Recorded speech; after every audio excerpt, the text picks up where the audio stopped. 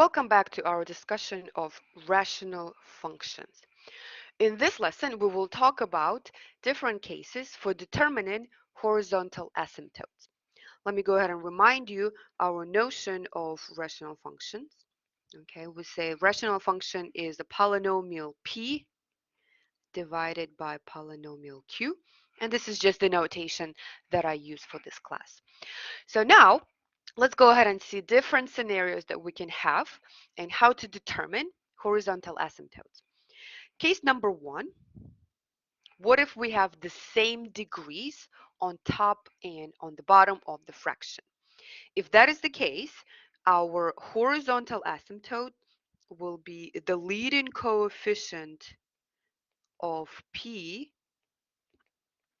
divided by the leading coefficient of q.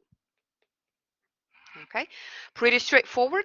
Now, in this class, we're just going to accept that this is how you determine the asymptotes. Okay, and then in your next class, in Calculus 1, you're going to revisit this idea and connect it to the behavior of functions and their limits behavior. Okay, so you will be able to justify this with limits. All right, at this point, we're just going to say, okay, what is our horizontal asymptote here? The leading coefficient here is 4, and divide by 8, we're going to have 1/2. So what does that mean graphically? Okay, on the graph, we're going to have this horizontal wall, and around this wall, the graph of the function will have asymptotic behavior, so it will be getting infinitely close from one of the sides. All right, but as we're prepping our graphs for plots of rational functions, that's something that we do. We determine removable discontinuities, vertical asymptotes, and horizontal asymptotes, and then we sketch a graph of rational function. Okay, let's take a look at the second example. Here I have two polynomials of degree 3. So my vertical asymptote, in this case, horizontal asymptote, sorry, would be -2 divided by +1. Okay, I'm looking at the highest degree terms. Okay, and that's just -2. All right, pretty straightforward. Okay, let's take a look at the next case, which is also very easy. Okay, we have case number 2 where the degree on top is less than the degree on the bottom. Okay, whenever you have a scenario like this, we will just say that we have y is equal to 0 as our horizontal asymptote, or this is your x-axis, right? Okay, same idea over here. Y is equal to 0, which is your x-axis, because degree on top is 2, degree on the bottom is 3. Now, intuitively, you can think about it this way. Over here, I have a linear growth, right? Linear. And on the bottom, I have a quadratic growth, right? So your intuitive understanding of this would be, okay, if I were to plug in large values of x into 5x plus 2 or x squared minus 2x plus 3, the growth in the denominator will be a lot faster, right? It's going to shoot up to infinity much faster.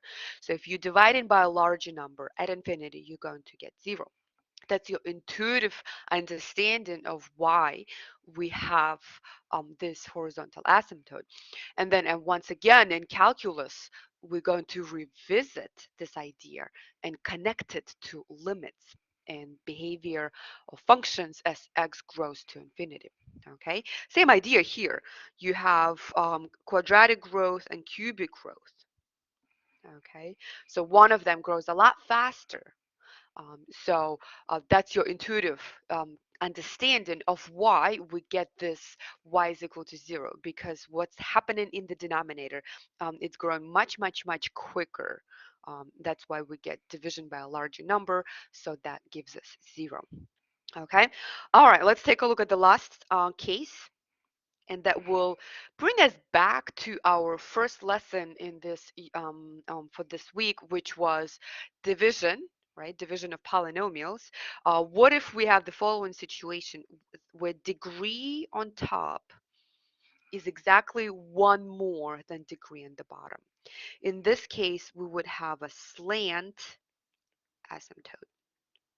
Okay, so what you're going to get an equation of a line y is equal to mx plus b. Okay, so you're going to not have vertical or horizontal asymptote, right? You're going to get a line with the slope and an intercept. Okay, let's go ahead and see what we do here. We just do our long division, or you could also do synthetic division if your linear factor has coefficient, a leading coefficient 1. Okay, so let's see how we approach this problem here. I'm gonna go ahead and stick with the long division now that we know how to do this. Okay, so negative 2x that goes up here, right? And once I multiply this through, I'm going to get negative 2x squared plus 6x. We do subtraction. I'm going to get negative 4x and then bring the negative 7. All right, what do we get here? That's negative 4 up here. And technically, you can stop here. You do not need to know what the remainder is, but let's go ahead and finish this division. All right, we get negative 19 as our remainder. And what is our slant asymptote? It's whatever that quotient is. Okay, so what does that mean for the graph?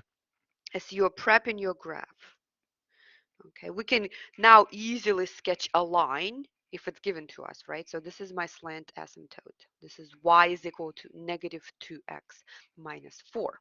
Okay, so I know what my slope, what my intercept is. Okay, let me adjust my graph a little bit. So the y-intercept is negative 4 and the slope is negative 2, so I go 1 to the right, 2 down. Okay, this is going to be my asymptote. Okay, all right. That's one of the asymptotes, and of course I have another asymptote, x is equal to 3. So let's say it's roughly somewhere here. Okay, and now you can see that you have your graph kind of broken down, okay, by these asymptotes.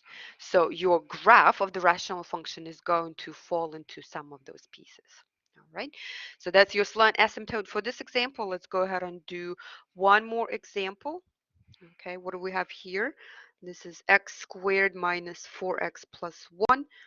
Would like to divide that by x plus 2. This is another example where you could apply synthetic division. Okay, x goes up here. So this is x squared plus 2x. Once we do the subtraction, we're going to get negative 6x. Bring the 1.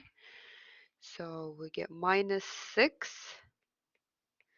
Okay, minus 6x minus 12. Again, let's go ahead and finish this division. The remainder that we're going to get is 13. Okay, that's fine. We don't necessarily need it for the purposes of determining the slant asymptote. Okay, but in this case, the slant asymptote is going to be y is equal to x minus 6. And again, this is easy to sketch. The y-intercept is negative 6.